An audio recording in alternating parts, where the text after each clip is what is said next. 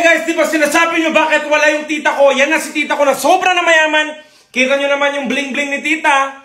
Makapal na gold chain si tita. Tapos yung mga sing-sing. Okay, mekas-mekas yan ng sibuyas at mantika. Naglagay na siya ng konting salt.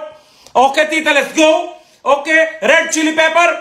Okay, chili powder pala yan. Okay, more masala. Mekas-mekas na ni tita yan. More mekas. Kumuha na ng itlog si tita. 1 itlog. 2 itlog. 3 na itlog. 4 na itlog. Sobra na dami itlog yan. Hindi ko na mabilang. Wala na akong pakialam. Panoorin na lang natin yung ginagawa ng tita ko yan.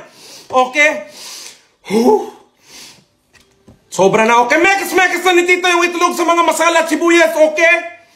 Ano ang niluluto ni tita? Okay? Mint leaves. Okay? Mekas-mekas pa yan. Mekas-mekas pa more. Kumuha ng kanin si tita. Okay? Kanin. More rice.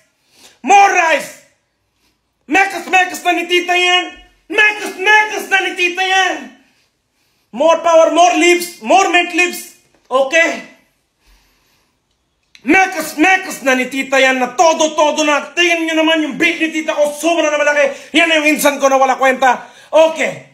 Yan lang yan guys. Wala kwenta yan. Insan ko na yan. Pero okay lang. Chill lang. Family business. Business is good. Okay? Yan na. Prepared na. Nilalagay na ni insan sa platito, ready to serve. Oh, may kita ako sibuyas yan ah. Okay. Naglagay na mantika konti si tita. Kumuha na isa itlog. Okay. Okay, pinalo-palo niya yung itlog. Naglagay siya ng konti salt. Red chili powder. At more butter. Oil yun. Hindi na butter. Ikot na ni tita yan. Perfect na circle. Nice. Yun. Nilagay niya na sa rice. Eat well, sir. Isa pa itlog. Okay. Pinalo-palo ulit ni tita yan. Lagi na konti na salt. Red chili powder. Okay. More masala. Sibuyas. At sili. Okay. Tinakpan ni tita ng bread na yan. Konti na oil. Mekas na. Okay. Ikot na ni tita yan. Flip. Luto ng sandwich. Para sa 2 tao yan. Nilagay na tita sa plato. Sinarb ni insan sa customer. Nag-thank you yung customer. Okay. Lagay na rice si insan. Okay. Lagyan nyo naman yung sibuyas yan. Okay. Spoon.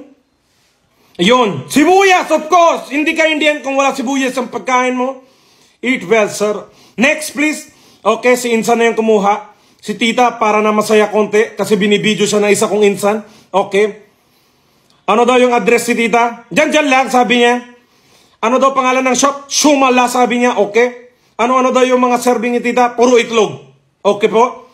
Yan na pa yung mga certificate at nadyaryo sila tita noon. Congratulations tita, i-flex mo pa. Happy for you.